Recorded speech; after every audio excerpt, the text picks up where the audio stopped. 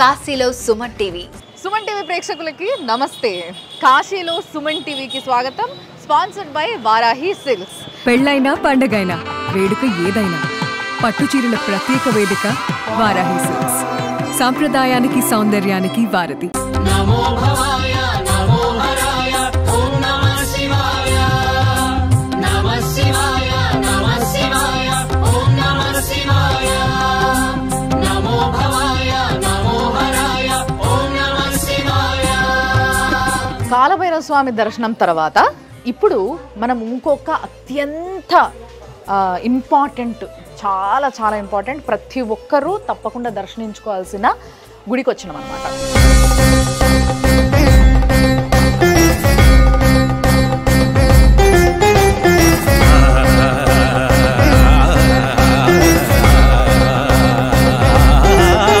ఈ క్షేత్ర పాలకుడైన కాలభైరవ స్వామి వాళ్ళ తమ్ముడు ఇక్కడ ఉంటాడు. ఈయన జడ్జిమెంట్ పక్కా ఫైనల్. ఇంకా ఒకవేళ ఇక్కడికి వచ్చి కాశీ క్షేత్రానికి వచ్చి ఎవరన్నా ఏదన్నా తప్పు చేస్తే తెలిసో తెలియకనో వాళ్ళని దండించే వ్యక్తే ఇక్కడ కూర్చుంటాడు అనమాట.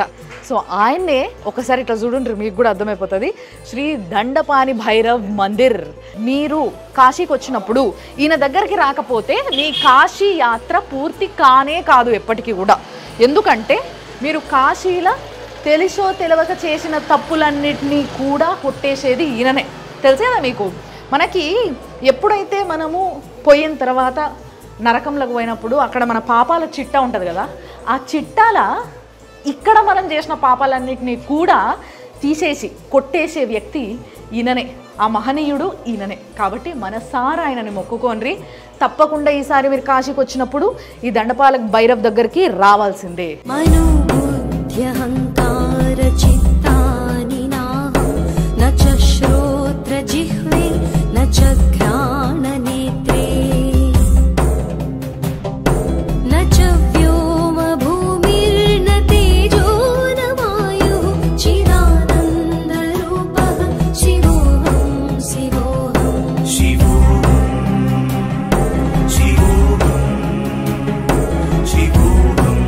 विशेश्वरं माधवं दुण्डिं दण्डपाणि च भैरवं वन्दे काशी वाम्य गंगा भवानी मणिकटिकां वाराणस्यां दण्डपाणि देवः संसार मोक्षदायकम् अनेक जन्म कृतं पापं दर्शनेन विनश्यति.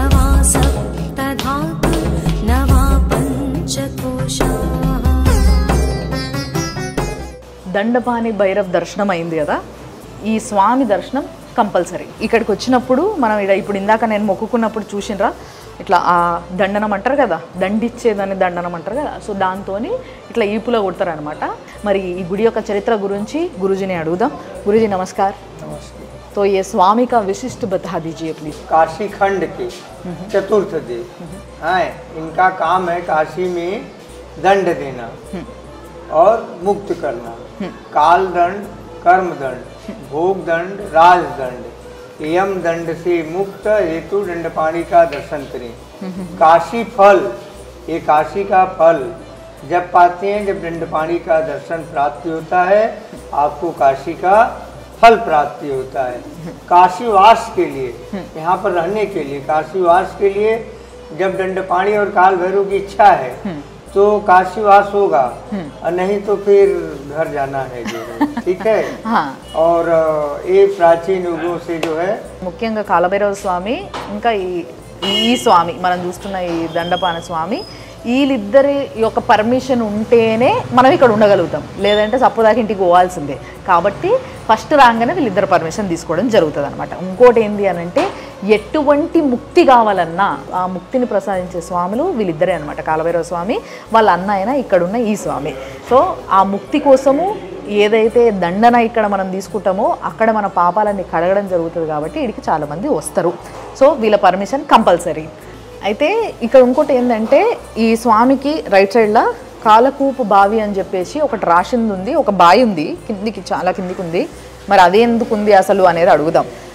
గురుజీ, ये जो कालकूप बावी है तो इसका क्या है चरित्र? क्या इसका चरित्र ये है कि इस जल से, इस जल को पीने से किसी भी व्यक्ति का अकाल मृत्यु नहीं होती है, ठीक है। और इसके जल से अगर कोई असाध्य बीमार पड़ा हुआ है, चल नहीं पाता, मतलब एकदम बिस्तर पर पड़ा है, तो इसका जल देंगे तो उसे मोक्ष की प्राप्ति हो सकती है। अच्छा, 100% या 99%। हाँ हाँ हाँ। और नहीं तो उसे लाभदायक हो सकता है, उसे लाभकारी करेगा जो। अच्छा, और ये जो ये बावी है, इसके बाजू वहाँ पे लिंग है पूरे। हाँ, ये पांचों पांडवों द्वारा महादेव को स्थापित किया गया है जो है। अच्छा। तो इसलिए इनका नाम पांचों పాండవ పడగవాళ్ళు.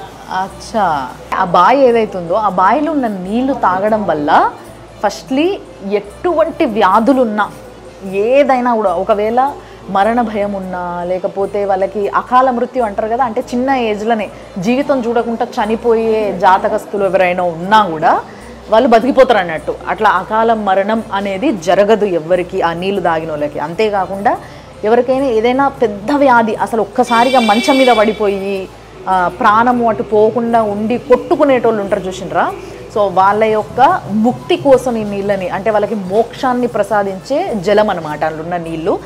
లేదు అంటే వాళ్ళని బతికిస్తా, అంటే వాళ్ళకి ఇంకా ఉంది, బతికేది ఉంది, ఇంకా తీర్చేది ఉంది, ఇంకా చేసేది ఉంది అని అంటే వాళ్ళని బతికిచ్చేస్తాడట. దాని తర్వాత ఆ బావికి పక్కనే 5 లింగాలు ఉన్నాయి. ఇట్లా ఆ 5 లింగాల కథ ఏంది అని అడిగితే ఆయన చెప్పింది ఏంటంటే, పంచపాండవులు ఇక్కడికి వచ్చి ఆ 5 లింగాలని అక్కడ ప్రతిష్ఠించడం జరిగింది అని చెప్పిండు. ఆ లింగాల జాగని, ఆ లింగాలను ఏమంటారంటే పంచపాండవుల లింగం అనమాట. అంటే పంచపాండవులు 5 లింగాలను ప్రతిష్ఠించినందుకు ఆ పేరు వచ్చింది. ఆ బావి నీళ్ళని కొంచెము సేవిద్దాము, అవి తాగడంతో పాటు ఆ లింగాలను కూడా దర్శించుకుందాం పని. ధన్యవాదాలు గురించి.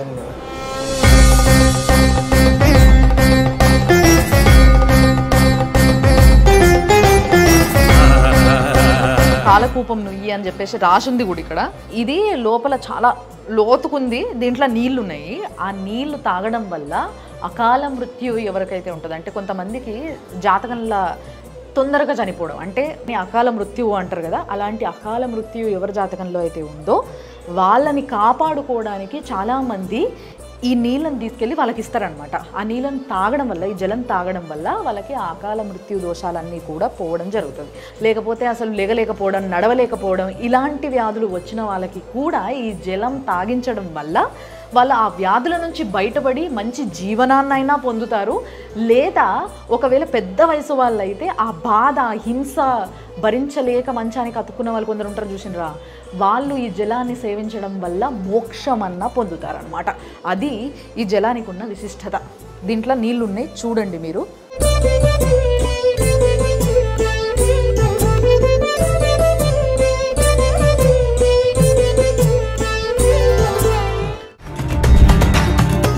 కాశీలో Suman TV sponsored by Varahi silks.